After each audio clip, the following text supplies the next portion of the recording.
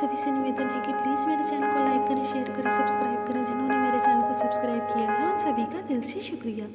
चलिए शुरू करते हैं आज की कहानी, बहू और बेटी में फ़र्क। सुधा ने अपनी बहू सविता से कहा, बहू घर के सभी बड़े बड़े काम अभी 2-4 दिन में ही निपटा लेना, फिर एक दिन लड्डू बनाने हैं। अभी 1 हफ्ते बाद ही ससुराल से तुम्हारी नंद पारू ला रही है। सर्दी का टाइम है तो मैंने सोचा कि उसके 2 छोटे छोटे बच्चे हैं तो यहीं पर ही बुला लेती हूँ। 1 महीने के लिए थोड़ा आराम मिल जाएगा। तभी बेटे कमल ने कहा, माँ अगर यही बात सविता भी सोच ले कि मैं अपनी दोनों बेटियों को लेकर सर्दियों में अपने मायके चली जाती हूँ तो इस घर का क्या होगा? आपकी दोनों पोतियाँ भी तो छोटी ही हैं। तभी माँ ने कहा, अरे लड़कियों को कहाँ कुछ होता है, पारुल के तो दोनों लड़के ही हैं। तुझे तो पता है कि उसके दोनों बच्चे नाजुक ही हैं, सर्दियों में जल्दी बीमार पड़ जाते हैं, इसलिए तो उसे सर्दियों में यहाँ बुला लेती हूँ। कमल को अपनी बेटियों के लिए माँ के मुंह से ये बातें सुन बुरा तो लगा, लेकिन वह चुप रहा। सविता भी चुपचाप से सारी बातें सुन रही थी, क्योंकि जब से नंद की शादी हुई थी तब से ये हर सर्दी की बात होती थी। पारुल की ससुराल में भी बूढ़े सास ससुर थे और पारुल के पति एक दूसरे शहर में नौकरी करते थे और 3-4 महीने बाद ही आते थे। लेकिन सुधा जी कभी भी उसके सास ससुर के बारे में नहीं सोचती थी। इनको तो बस अपनी बेटी की ही चिंता रहती थी। बहू सविता जानती थी कि उसकी हर सर्दी में तबीयत खराब हो जाती है और साथ में उसकी दोनों बच्चियां भी बीमार पड़ जाती हैं, क्योंकि घर में 4 छोटे बच्चे होने के बाद सर्दियों में बच्चों के काम भी बढ़ जाते थे। इस वजह से सविता नंद के आने के बाद पूरे महीने काम में ही लगी रहती थी और पीछे पीछे सर्दियों में उसकी छोटी बच्चियां घूमती रहती हैं। फुर्सत न मिलने के कारण वह अपनी बच्चियों पर ध्यान ही नहीं दे पाती थी। अब की बार बहू सविता ने यह सब सोचकर सासू माँ से कहा कि माँ जी, आपको तो पता है कि हर बार सर्दी में मेरी तबीयत खराब हो जाती है। तभी सुधा जी बोली, बहू सर्दी आती नहीं कि तुम्हारी खांसी पहले शुरू हो जाती है। अपने मायके में भी तुम इतनी ही बीमार रहती थी या फिर ससुराल में आने के बाद यह सब शुरू हुआ है? सास ने डोंड मारते हुए कहा, मेरी बेटी बेचारी ससुराल में कितना कुछ संभालती है और मायके में आकर तो लड़कियां आराम ही करती हैं, और जब भी सर्दियों में पारुल आने वाली होती है तो तुम अपनी परेशानी पहले लेकर बैठ जाती हो। तभी सविता बोली, माँ जी, काश कि आप मुझे बहू न समझकर बेटी समझती तो आपको पता चलता कि बहू को भी सर्दी लगती है। ऐसा बोल सविता अपने घर के कामों में लग गई।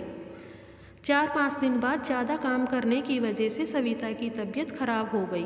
तभी सुधा जी बोली, क्या करती हो बहू, कल पारुल आने वाली है और तुम अपनी बीमारी लेकर बैठ गई। अब क्या मेरी बेटी मायके में आकर खुद ही खाना बनाकर खाएगी? सास की बात सुन पारुल ने बुखार की गोली ली और थोड़ा आराम करके फिर से अपने कामों में लग गई। अगले दिन पारुल अपने दोनों बच्चों के साथ अपने मायके आ गई। सविता दवाई खा खाकर घर के सभी काम कर रही थी, लेकिन 2-3 दिन बाद सविता का शरीर जवाब दे गया और वह धीरे धीरे खाना बना रही थी कि उसी वक्त कमल ऑफिस से आ गया तो वह समझ गया कि सविता की तबीयत ठीक नहीं है। तभी कमल ने कहा, सविता तुम आराम करो, नहीं तो बिस्तर में पड़ जाओगी। दोनों बच्चियां भी ऐसे ही सर्दी में घूम रही हैं। तभी सविता ने कहा, जी तबीयत ठीक नहीं है इसलिए ही आराम आराम से काम कर रही हूँ। आज तो मैंने ठीक से अपनी बच्चियों को देखा भी नहीं है। अगले दिन सविता की तबीयत ज़्यादा खराब हो गई और वह आराम से लेटी हुई थी।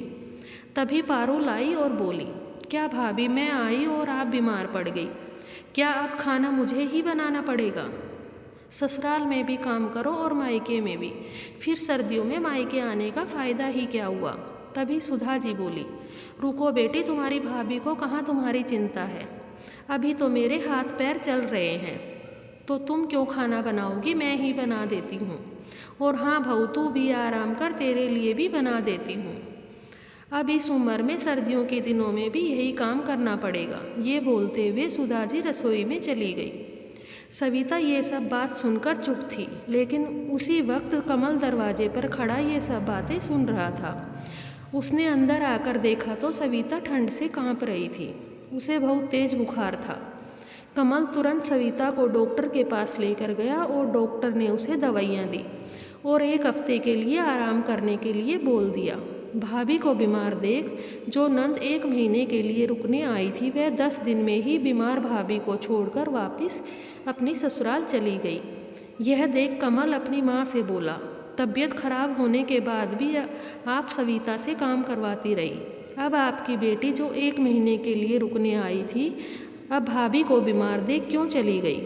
क्या पारुल का कोई फ़र्ज़ नहीं बनता था कि अगर इस बार भाभी को मेरी ज़रूरत है तो मुझे भी इनकी मदद करनी चाहिए? आप लोगों को पता नहीं क्यों ऐसा लगता है कि बहू किसी की बेटी नहीं होती। रिश्ते कभी भी एक तरफ से नहीं चलते, उन्हें दोनों तरफ से बराबर निभाया जाता है। वही रिश्ते हमेशा ज़िंदगी भर चलते हैं। आपको मेरी कहानी कैसी लगी प्लीज़ कमेंट में बताना। मेरे चैनल को लाइक करें, शेयर करें, सब्सक्राइब करें। Thank you, thanks for watching.